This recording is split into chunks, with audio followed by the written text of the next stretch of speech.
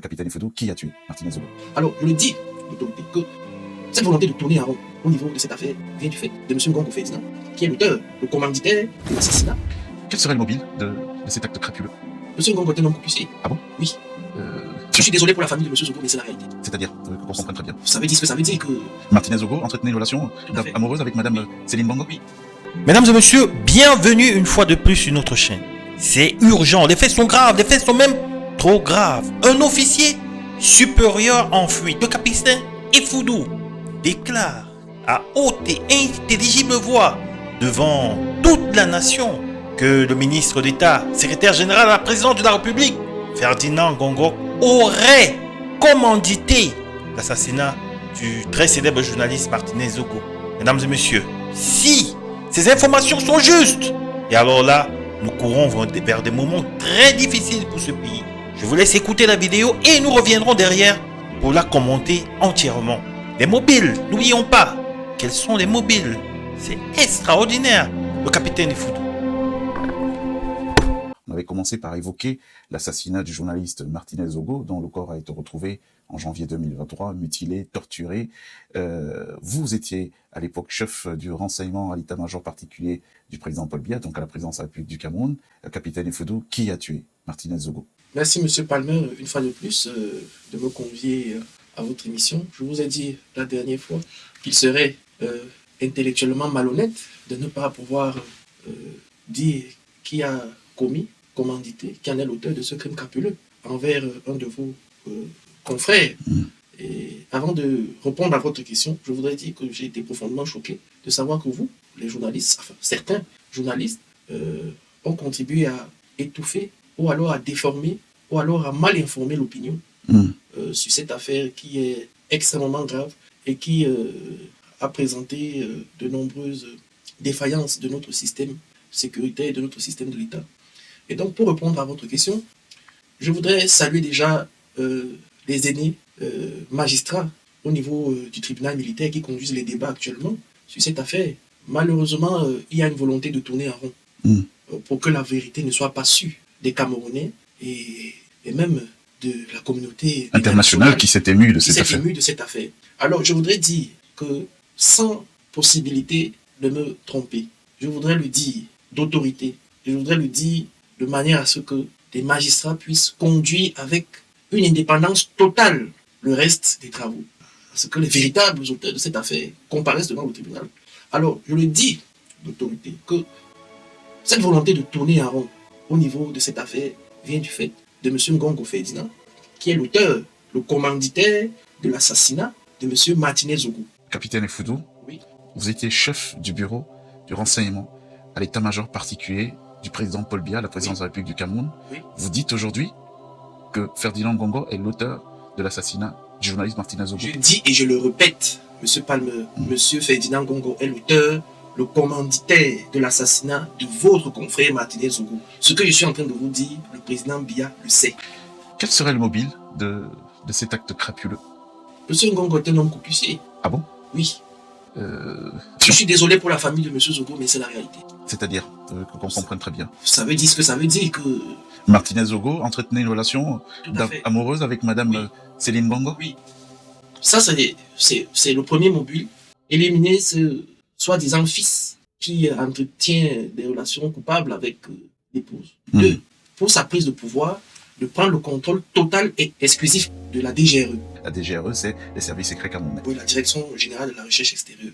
Troisième mobile était la destruction d'un autre plan antagoniste visant le pouvoir à Yaoundé et dont le principal pourvoyeur financier est M. Jean-Pierre Amokou Belinga, qui se retrouve aussi dans cette affaire. Vous évoquez les services secrets camerounais, capitaine Efodou. On a tous été choqués d'apprendre que pour quasiment des misères, certains de vos collègues de l'armée ont touché des sommes allant jusqu'à 50 €, donc 30 000 francs CFA, en argent local, pour commettre ce crime crapuleux. Alors comment des forces de défense formées en arrivent à ça, actionnées par des forces extérieures, et ces forces-là leur payent 50 € pour attenter à la vie d'un citoyen camerounais? Vous savez, M. Palme, quand les gens sont habités par la rancœur, l'arrogance et la condescendance, ça donne ça.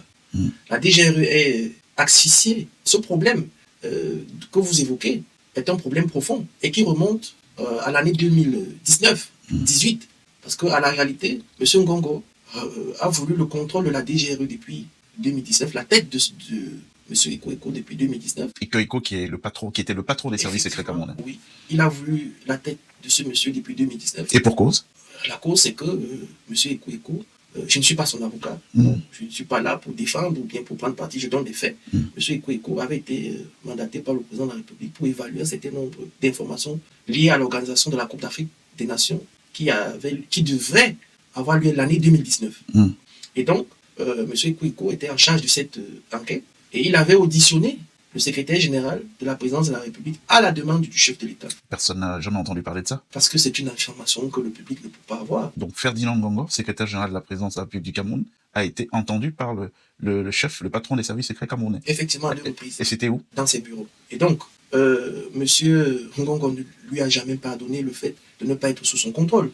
Et donc, depuis l'année 2019, la tête de M. Eko a été mise à prix par M. Ngongo. Une guerre ouverte mais silencieuse a commencé entre M. Ngongo et M. Eko. Et elle se matérialisait par quoi, cette guerre? Par l'assèchement financier de la DGRE.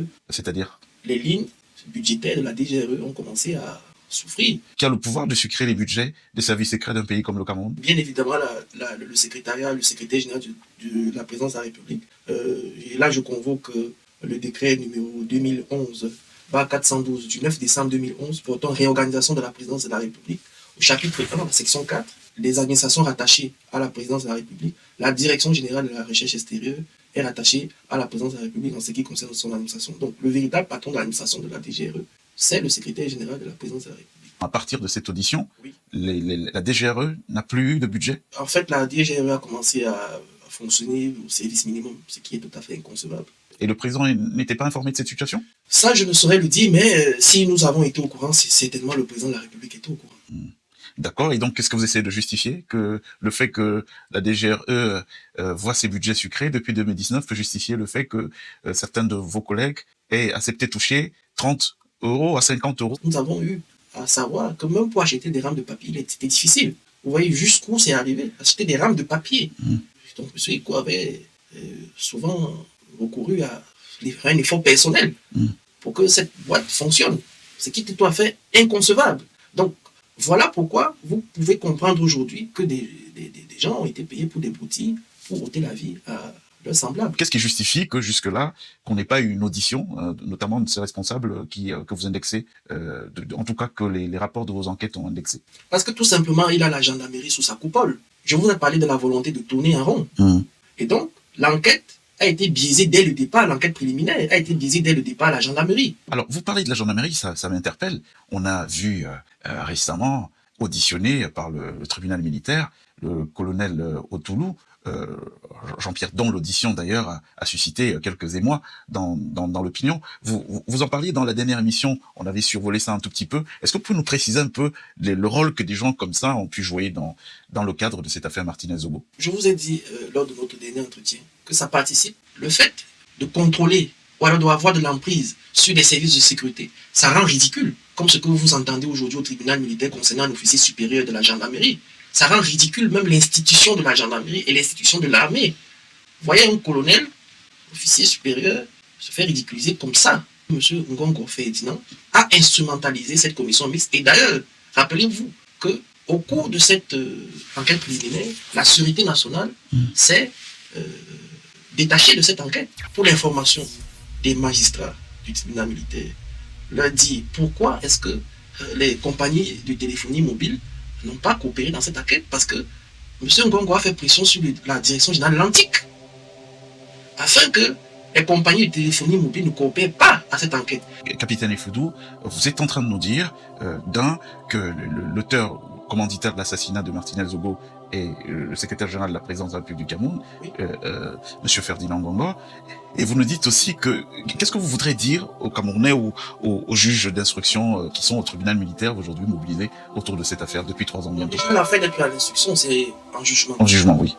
Le message que je passe aux aînés qui sont au tribunal militaire, c'est de faire leur travail en totale indépendance. Mais est-ce qu'ils peuvent le faire? Ils peuvent le faire. Et puis, le fait, moi, aujourd'hui, de révéler ça, leur laisse aujourd'hui une marge de manœuvre. Et également au ministre de la Défense d'arrêter de subir des pressions du secrétaire général de la présidence de la République. Il subit les pressions? Bien sûr, le ministre de la Défense, je le dis. Et si ce que je dis est faux, qu'il démente. le ministre de la Défense subit des pressions du secrétaire général de la présidence de la République. Je ne voudrais pas entrer dans le volet concernant le ministre de la Défense, parce qu'il y a beaucoup de choses à dire à ce niveau. Mais dans le cadre de l'affaire de Martinez Zogo, le ministre de la Défense, je le dis et je le maintiens, subit des pressions du secrétaire général de la présidence de la République. À votre avis, pour clore ce sujet, Martinez Zogo, déjà, on aurait pu évoquer peut-être d'un mot ou deux le mode opératoire. Que s'est-il passé réellement, capitaine Ifoudou? Vous avez vu, c'était un crime bien organisé. C'était un travail de professionnel, mais ça a été laissé vu, au vu aussi de tout le monde. Ça a été laissé comme ça parce que, vous savez, je vous ai dit, les militaires camerounais sont très bien formés. Et donc, ça ne peut pas être de l'incompétence. Le fait de laisser la dépouille de M. Martinez Zogo comme elle a été laissée, ça a été fait pour faire passer un message. Et à votre avis, c'est quoi ce message? Taisez-vous, et si vous voulez... Si vous la ramenez, si vous l'ouvrez, vous allez finir comme ça. Comme ça, tout simplement. J'en ai fait les frais.